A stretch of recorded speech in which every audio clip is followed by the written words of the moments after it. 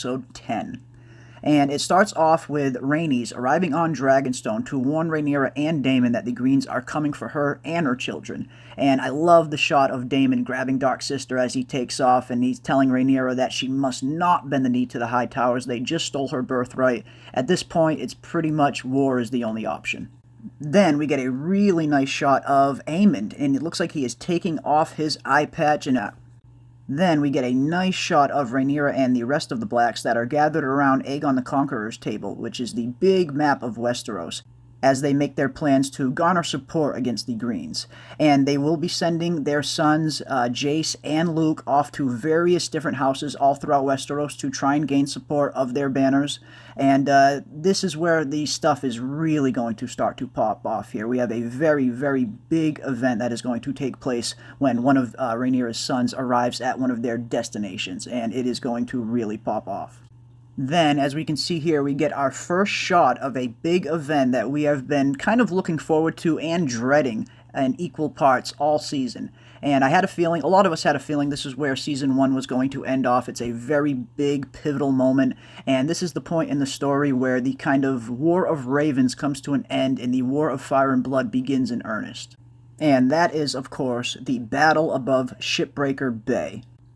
And I'm really looking forward to seeing how they handle this on the show. We know how it plays out in the Book of Fire and Blood, so I'm looking forward to seeing how it plays off on the show here. It should be pretty interesting. Next, we get a shot of one of the twin Kingsguard members, and I believe this one here is Eric, and it looks like he is presenting Rhaenyra with the crown that Viserys wore. So it looks like Eric made his way safely out of King's Landing, and he's made his way to Rhaenyra, which is good. But then we get a very interesting line, and it's someone saying that your cause has a power on its side that has not been seen since the days of old Valyria. So I'm really looking forward to seeing what they're referring to here in this scene. That line really stuck out for me for some reason. Then we get a really cool shot of Daemon, and he is singing in High Valyrian to what looks to be Vermathor, the dragon of the old King Jaehaerys, which has been without a rider since Jaehaerys passed. And it's a really awesome scene. I love the idea of singing in High Valyrian to dragons as maybe a method of calming dragons down. Almost like this is Daemon the Dragon Whisperer here in this moment. It was a really cool scene.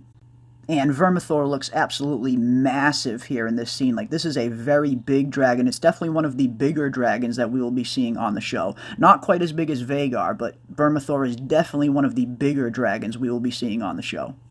Then, the trailer ends with a few nice action shots as things are really starting to kick off. The Dance of the Dragons is here, it is right around the corner, and this episode will mark the first of the major big battles that is going to be taking place throughout the rest of the series.